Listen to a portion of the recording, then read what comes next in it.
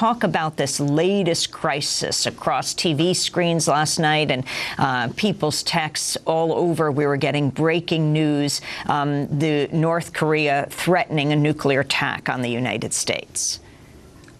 Right. Well, what I'd say is that the news that you actually opened with, which is that the United States has pulled back, leads us to focus not just on North Korea's threats, but actually what the U.S. was doing and what possible consequences might ensue from that. And I think that we've really entered into a new era. I mean, this is no longer a decade ago or even half a decade ago when denuclearization seemed like an achievable policy. It very well may be the case that we've entered into an era in which it's a fait accompli that North Korea is a de facto nuclear power. Indeed, right now it states that its nuclear deterrent is essential to its sovereignty. And so what we were hurtling down until recently was a pathway in which the U.S. was, with this playbook, basically having these very sort of hubristic displays of military might. And we were hurtling down a pathway in which one potential solution, so to speak, to North Korean nuclearization would have been a U.S. nuclear first strike against North Korea, which is inconceivable. And I think that one thing that has been vastly underreported in the U.S. media is the fact that one of the responses that the U.S. probably wasn't entirely prepared for was the fact that China was amassing forces, military forces, and personnel, vehicles, etc., along the North Korea-China border. And also, and this is reported in Russian news and Iranian news and other global news, China also conducted its own live fire drills in the West Sea in a show of support for North Korea. And this, of course, was a kind of direct parallel, definitely not on the sort of scale, size, and scope of U.S. ROK war games, but definitely a kind of counter to those massive war games which are ongoing right now. And Professor Hong, what about those war games, these annual exercises that the United States is involved in, given the fact that there still is no peace treaty that actually ended the Korean War, the aggressive nature or the bellicose nature perceived by North Korea of these constant annual exercises between South Korea and the United States? I thought that it was very interesting that the article that Amy began with cited Washington's fear that North Korea might misperceive some of its recent actions, which until recently Secretary of Defense Chuck Hagel was describing as not provocative.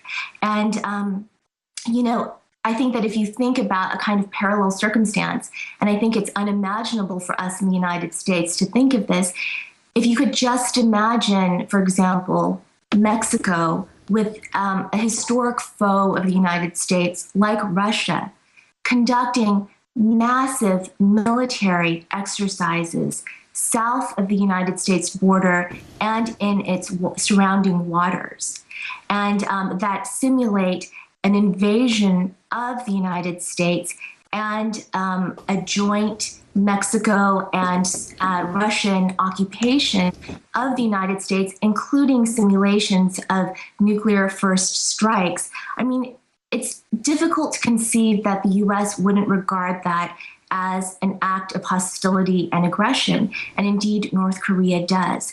And I think that one thing to know about these war games is that last year, in the wake of Kim Jong-il's death, the U.S. implemented something along with its South Korean ally called O-Plan 5029. O-Plan 5029 is an operational plan that, and it's enacted during these war games. And basically, they simulated a regime collapse scenario of North Korea. And when a South Korean official was asked about this, he said that the death of Kim Jong-il represented vulnerability on the part of North Korea and therefore a good time to implement that type of war scenario. So when you're talking about these kinds of military sorties with B-2 stealth bombers and the possibility of a nuclear strike, which the U.S. has maintained as an option and threatened the at North Korea over 9 times historically, then you have to understand that on the North Korean side, it's built upon a profound historical and personal understanding of ruin at the hands of the United States. And indeed, the bombing campaign that the U.S. Historically, waged against North Korea was called by Bruce Cummings a bombing holocaust. And he said that the air war was genocidal in nature. Very quickly, last question. What do you think could bring peace to the peninsula, to North and South Korea? I think that what could bring peace to the peninsula is seriousness on the part of the United States to deal with a nuclear North Korea, to realize that it is, for all intents and purposes, a fait accompli, and for the U.S. to broker a peace with its historic foe. President Barack Obama came into office saying that he would stretch out a hand to those enemies of the United States that uncurled their fists. And as much as the media says that all provocation is on the side of North Korea alone, I think that it's actually important to recall a message that both former ambassador to South Korea, Donald Gregg, and son of Billy Graham, Franklin Graham, have said is a very serious message. And it's actually Dennis Rodman's message that he was conveying from Kim Jong-un to Barack Obama, and which the White House refused to receive. And the substance of the message was, I don't want war, call me. And in point of fact, what the U.S. needs to do and what Barack Obama needs to do and has not yet undertaken is a policy of engagement toward North Korea.